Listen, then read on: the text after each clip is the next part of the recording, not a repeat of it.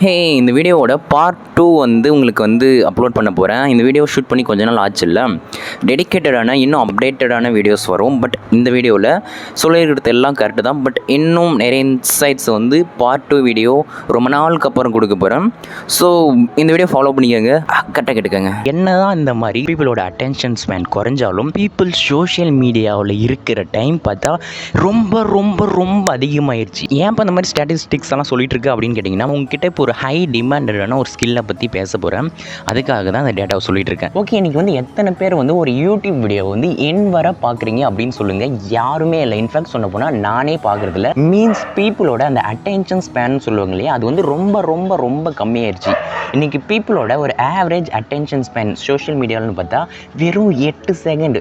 யாருமே ஒரு 8 செகண்ட் மேலே ஒரு டெக்ஸ்ட்டை படிக்கிறதில்ல, வீடியோவை பார்க்குறதில்ல. பட் இப்படி இருந்தாலும் பீப்புள் சோஷியல் மீடியாவில் ஸ்பெண்ட் பண்ணுற டைம் பார்த்தா ரொம்ப ரொம்ப ரொம்ப மேசிவாக இன்க்ரீஸ் ஆகிட்டு போயிட்டே இருக்குது. என்னப்பா சொல்கிற, பீப்புளோட அட்டென்ஷன் ஸ்பேனும் குறைஞ்சிருச்சு, பட் சோஷியல் மீடியாவில் இவ்வளோ டைமும் ஸ்பெண்ட் பண்ணுறாங்க அப்படின்னு கேட்டிங்கன்னா, சோஷியல் மீடியாவில் ரீல்ஸ் ஷார்ட்ஸ்னு ஒரு விஷயம் இருக்குல்ல, அந்த இடத்துல தான் பீப்புள் அவங்களோட டைமை வேஸ்ட் பண்ணிட்டு இருக்காங்க. பீப்புளோட அட்டென்ஷன் எல்லாம் அங்கே போயிட்டு இருக்கு. ஸோ இந்த வீடியோவில் இந்த ஸ்டாட்டிஸ்டிக்ஸ் எல்லாம் எதுக்கு சொன்னோன்னா, இன்றைக்கி ஒரு டிமாண்டடான ஸ்கில்லை பற்றி தான் பேச போகிறோம். ரீல் எடிட்டர், வீடியோ எடிட்டர் அப்படின்ற ஸ்கில்லை பற்றி பேச போகிறோம். ஓகே, இந்த மாதிரி பீப்புள் எல்லாம் சோஷியல் மீடியாவில் ஒரு இடத்துல குவியறதுனால இந்த பிராண்ட்ஸ் எல்லாம் என்ன பண்ணுறாங்கன்னா, பெரிய பெரிய கம்பெனிஸ் பிராண்ட்ஸ் எல்லாம் என்ன பண்ணுறாங்கன்னா, யாருக்கு யூடியூப்ல யூடியூப்லலாம் அதிகமாக ஃபாலோவர்ஸ் இருக்காங்களோ அவங்கள அப்ரோச் பண்ணி அவங்களோட ப்ராடக்ட்டையும் சர்வீஸையும் ப்ரொமோட் பண்ணுறாங்க. அது மட்டும் இல்லாமல் இன்றைக்கி ஒரு இண்டிவிஜுவல் பர்சன் கண்டென்ட் கிரியேட்டராக மாறி அவருக்குன்னு ஒரு பர்சனல் பிராண்ட் பில்ட் பண்ணுறாரு, இல்லைனா அவருக்குன்னு ஒரு பிராண்டை பில்ட் பண்ணி அது மூலமாக அவரோட ப்ராடக்ட்டையோ சர்வீஸையோ செல் பண்ண ட்ரை பண்ணுறாரு. இந்த மாதிரி எல்லாருமே இன்றைக்கி இந்த டிஜிட்டல் எராவுக்குள்ளே புகுந்து பீப்புளோட அட்டென்ஷனை கிராப் பண்ண ட்ரை பண்ணுறாங்க. இந்த மாதிரி எக்கச்சக்கமான விஷயம் போயிட்டுருக்கு. ஸோ இதனால் இங்கே என்ன நடக்குதுன்னா, அந்த பிராண்ட்ஸும் சரி, கம்பெனிஸும் சரி, இண்டிவிஜுவல் கிரியேட்டர்ஸும் சரி, ஒரு பர்சனல் பிராண்ட் பில்ட் பண்ணணும்னு நினைக்கிறவங்களும் சரி, யாராக இருந்தாலும், இல்லை ஒரு மார்க்கெட்டிங் ஏஜென்சி, அதாச்சும் டிஜிட்டல் மார்க்கெட்டிங் ஏஜென்சி, இந்த மாதிரி யாராக இருந்தாலும் இன்றைக்கி அந்த மாதிரி ரீல்ஸ் கிரியேட் பண்ணுற, அந்த வீடியோ கிரியேட் பண்ணுற, அந்த வீடியோ எடிட்டர்ஸை தேடிட்டு இருக்காங்க. பர்டிகுலராக அந்த ரீல்ஸ் எடிட்டர், ஷார்ட்ஸ் எடிட்டர், இந்த ஷார்ட் ஃபார்ம் கண்டென்ட் எடிட்டரை தான் தேடிட்டு இருக்காங்க. இன்றைக்கி ஷார்ட் ஃபார்ம் கண்டென்ட் எடிட்டருக்கு அந்த டிமாண்ட் ரொம்ப ரொம்ப இன்க்ரீஸ் ஆகிட்டு போயிட்டே இருக்குது. இன்ஃபேக்ட் சொன்னோம்னா, நான் ஒர்க் பண்ண கம்பெனியில் டிஜிட்டல் மார்க்கெட் இருக்காங்களோ இல்லையோ, கண்டிப்பாக ஒரு வீடியோ எடிட்டர் அங்கே இருப்பாங்க.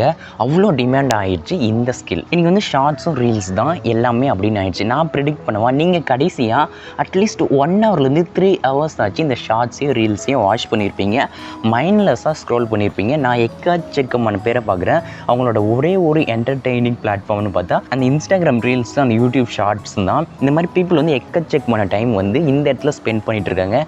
ஆவரேஜாக ஒரு பர்சன் சோஷியல் மீடியாவில் எவ்வளோ டைம் ஸ்பெண்ட் பண்ணுறாங்கன்னு பார்த்தா ஆவரேஜாக 3 to 8 ஹவர்ஸ் ஸ்பெண்ட் பண்ணுறாங்க. நான் சொன்னது ஆவரேஜாக. இவ்வளோ டைம் பீப்புள் சோஷியல் மீடியாவில் ஸ்பெண்ட் பண்ணிகிட்டு இருக்காங்க. அதனால தான் பிராண்ட்ஸும் இண்டிவிஜுவல்ஸும் எல்லாரும் கிரியேட்டர்ஸ் எல்லாம் மக்களை நோக்கி படியெடுக்கிறாங்க த்ரூ ஷார்ட் ஃபார்ம் கண்டென்ட். சரி, எதுக்கு யூடியூப்பில் எதுக்கு ஷார்ட்ஸ் அப்படின்ட்டு ஒரு ஃபியூச்சர் எடுத்துகிட்டு வந்தாங்க? யாராச்சும் யூடியூப்பில் அந்த மாதிரி ஷார்ட் ஃபார்ம் கண்டென்ட் எப்பயாச்சும் பார்த்துருக்கீங்களா? பார்த்துருக்கவே மாட்டீங்க. பட் யூடியூப் அந்த ஷார்ட்ஸ் ஃபியூச்சர் எடுத்துகிட்டு வரலாம், யூடியூபே அழிஞ்சிருக்கும்.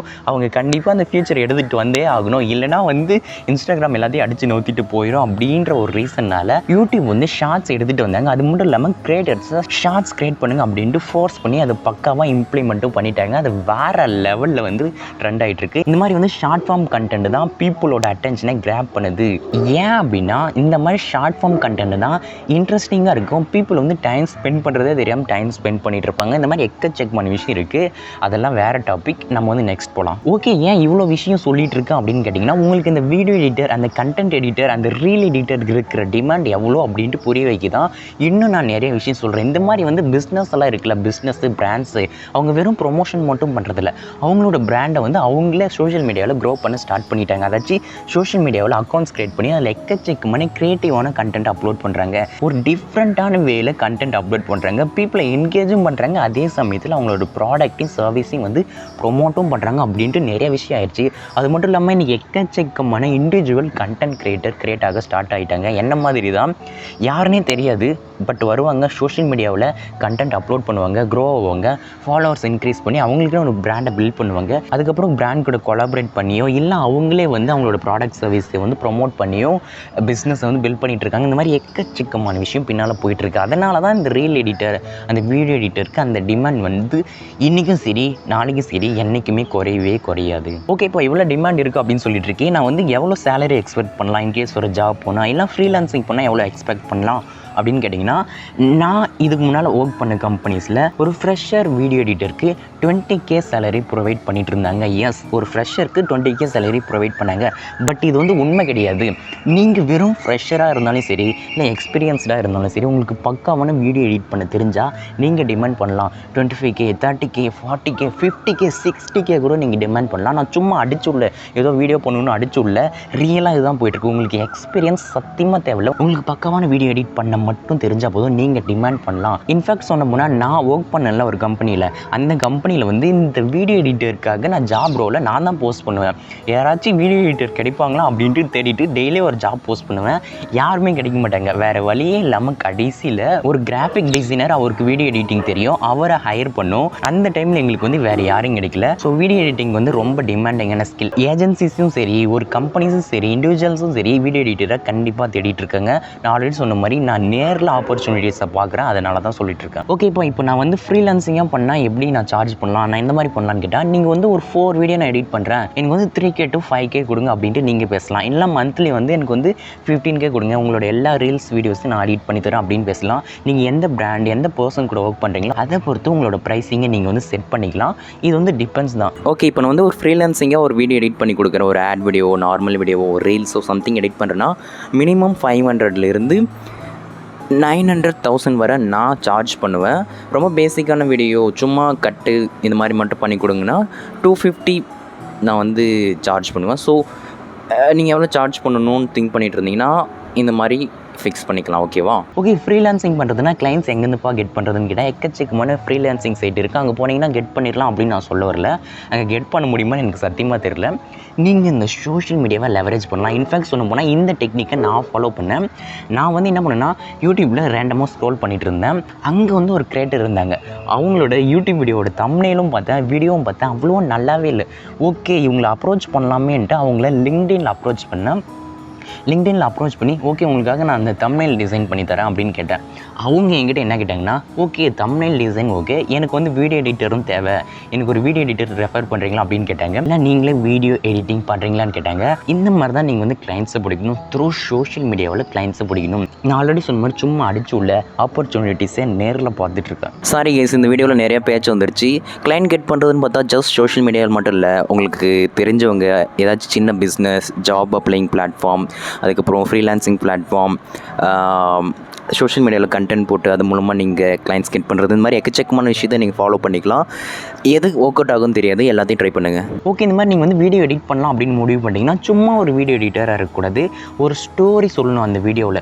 சும்மா நான் வீடியோ எடிட்டர் அப்படின்ட்டு போய் எடிட் பண்ணிட்டு இருக்காமல் ஒரு ஸ்டோரி லைன் எடுத்துகிட்டு போகணும். அது மட்டும் இல்லாமல் அந்த வீடியோ வந்து என்கேஜிங்காக இருக்கிற மாதிரி பார்த்துக்கணும். இப்போ பிகினர் வீடியோ எடிட்டர்ஸ்லாம் என்ன பண்ணுவாங்கன்னா, பேசிக்காக ஒரு சாஃப்ட்வேர் போய் கற்றுக்கிட்டு எனக்கு வீடியோ எடிட்டிங் தெரியும் அப்படின்னு சொல்லிடுவாங்க. அது அப்படி கிடையவே கிடையாது. நீங்கள் அந்த சாஃப்ட்வேர் தெரிஞ்சுக்கிறத விட அந்த வீடியோ எவ்வளோ என்கேஜிங்காக எடுத்துகிட்டு போக முடியும், அது எவ்வளோ ஸ்டோரி லைனாக அழகாக எடுத்துகிட்டு போக முடியும் அப்படின்றது தான் மேட்ரு. இந்த மாதிரி நீங்கள் ஷார்ட் ஃபார்ம் கண்டென்ட்டு இல்லை ஒரு லாங் ஃபார்ம் கண்டென்ட்டை எடிட் பண்ணுறீங்கன்னா அதில் நிறைய ஐக்கன்ஸ் வரணும், பேக்ரவுண்ட் மியூசிக் வரணும், அந்த பேக்ரவுண்ட் சவுண்ட் வரணும், பாப்பப் ஆகும்போது அந்த மாதிரி சவுண்ட் வரணும். அது மட்டும் இல்லாமல் விஷுவலாக நிறைய விஷயத்தை காட்டணும். இந்த மாதிரி எல்லா விஷயத்தையும் ஆட் பண்ணி ஒரு பக்காவான என்கேஜிங்கான வீடியோ எடிட் பண்ணணும். இந்த மாதிரி வீடியோஸ் எல்லாம் எப்படி கற்றுக்க போகிறது அப்படின்ட்டு யூடியூப்பில் எக்கச்சக்கமான கோர்சஸ் இருக்குது, எக்கச்சக்கமான டியூட்டோரியல்ஸ் இருக்குது. எல்லாம் கம்ப்ளீட் ஃப்ரீ தான்.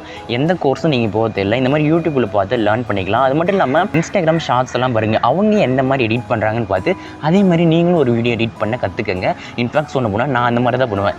ஒரு இன்ஸ்டாகிராம் ரீல் பார்ப்பேன், அதில் எந்த மாதிரி எடிட் பண்ணுறாங்கன்னு பார்த்து நான் அப்படியே க்ளோன் பண்ண ட்ரை பண்ணுவேன்.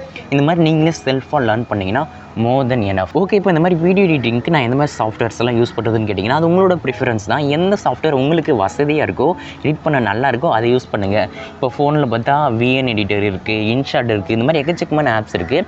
அது எது வேணால் நீங்கள் சூஸ் பண்ணலாம். இப்போ நீங்கள் பிசியில் லேப்டாப்பில் எடிட் பண்ணுறீங்கன்னா CapCut இருக்குது, ஃபிலிமோரா இருக்குது, ப்ரீமியர் ப்ரோ இருக்குது, DaVinci Resolve இருக்குது. இந்த மாதிரி எந்த சாஃப்ட்வேர் வேணால் யூஸ் பண்ணலாம். எது உங்களுக்கு கன்வீனியண்ட்டாக இருக்குது எடிட் பண்ண அப்படின்னு பார்த்து. இந்த மாதிரி எல்லாத்தையும் பார்த்து கற்றுக்கங்க. சீக்வன்ஸ்னால் என்ன, ஒரு வீடியோவில் ஆடியோனா என்ன, கலர் கரெக்ஷன்னா என்ன, அது எப்படி எலமெண்ட்ஸ் எல்லாம் ஆட் பண்ணுறது அப்படின்ற விஷயத்தை உட்காந்து கற்றுக்கங்க. ஒரு 1 வீக்கில் பேசிக்காக நீங்கள் கற்றுக்கலாம். அதுக்கப்புறம் நெக்ஸ்ட் போயிட்டே இருக்கலாம். ஓகே, இந்த வீடியோ உங்களுக்கு பிடிச்சிருக்குன்னு நினைக்கிறேன். இன்ஃபேக்ட் சொல்ல போனால் நான் ஒரு டிஜிட்டல் மார்க்கெட்டராக ஒர்க் பண்ணும்போது ஒரு வீடியோ எடிட்டர் தான் கண்டிப்பாக தேவைப்படுவாங்க. ஏன்னா சோஷியல் மீடியா மார்க்கெட்டிங் பண்ணுறது, ஆட்ஸ் ரன் பண்ணுறது, இது எல்லாத்துக்கும் கண்டிப்பாக ஒரு வீடியோ தான் வேணும். அதனால தான் நானே வீடியோ எடிட்டிங்கெல்லாம் கற்றுக்கிட்டேன். நெக்ஸ்ட் வந்து டிஜிட்டல் மார்க்கெட்டிங் வந்து வீடியோ எடிட்டிங் ஸ்விட்ச் ஆகலாமான்னு பார்க்குறேன். ஓகே, அதெல்லாம் இருக்கட்டும். இந்த வீடியோ உங்களுக்கு பிடிச்சிருக்குன்னு நினைக்கிறேன். பிடிச்சா லைக், ஷேர், சப்ஸ்கிரைப் எல்லாம் பண்ணுங்கள். இன்னொன்று வந்து உங்களை ஒரு நெக்ஸ்ட் வீடியோவில் பார்க்குறேன். ஓகே, இப்போ நான் வந்து ஒரு video editor, social media marketer தான் ஒர்க் பண்ணுறேன். ஆல்ரெடி சொன்ன மாதிரி என்ன சாஃப்ட்வேர் யூஸ் பண்ணுறோம் அப்படின்றது முக்கியம் இல்லை, அது எப்படி எடிட் பண்ணுறோம். ஒரு என்கேஜிங்கான வீடியோனா என்கேஜிங் எடிட் பண்ணணும், ஒரு வீடியோவை ப்ரொஃபஷனலாக சிம்பிளாக எடிட் பண்ணணும் அப்படின்றதெல்லாம் பார்த்துக்கோங்க. இந்த வீடியோவில் சொன்னது எல்லாமே ஓகே தான், எதுவும் மிஸ் பண்ணல. ஸோ பார்ட் 2 வீடியோ வேணால் சொல்லுங்கள், கொஞ்சம் டிஃப்ரெண்ட் பெர்ஸ்பெக்டிவில் அப்லோட் பண்ணுறேன். ஆல்ரெடி சொன்ன மாதிரி வீடியோ பிடிச்சிருந்தால் லைக் பண்ணிக்கோங்க. இன்னொன்று வந்து பாய். அடுத்தது நம்ம சேனலில் இனிமேல் நீங்கள் எக்ஸ்பெக்டே பண்ணாத டாப்பிக்கில் வீடியோஸ் வரும். அது உங்களுக்கு பிடிக்கும் ஐ திங்க்.